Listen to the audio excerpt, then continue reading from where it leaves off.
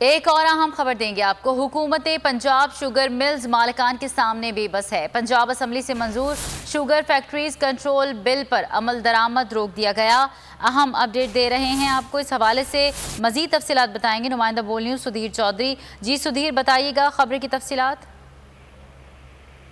جی بالکل، پنجاب اسمبلی سے منظور کردہ جو شوگر فیکٹریز کنٹرول بل تھا، اس پر عمل درآمد روک دیا گیا ہے کیونکہ اس بل کو دستخط کے لیے وزیر اعلیٰ کے پاس نہیں بھیجا گیا، اور شوگر مل فلور مل جو شوگر مالکان ہے خود ہوتا ہے کہ گٹرے پھینک دیے۔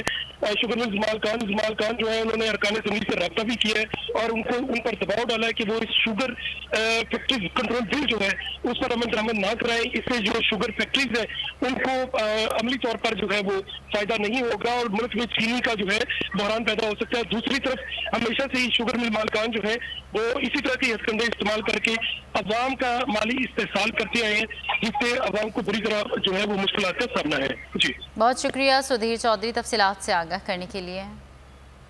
اے نور خدا نور بصیرت کی طلب ہے، رمضان کا صدقہ تیری رحمت کی طلب ہے، مخفی ہیں اسی ماہ میں رحمت کے قرینے، گرداب سے نکلے ہوئے بخشش کے سفیر، گویا ہیں تیرے عشق میں ہم سب برابر، مجلس کو تو گلدستہ فردوس بنا دے، رندوں کو ثنائے شہ لولاک پلا دے، تو شم قلم کو ید بیضائی عطا کر، بچوں کو تو افطار میں تسنیم عطا کر۔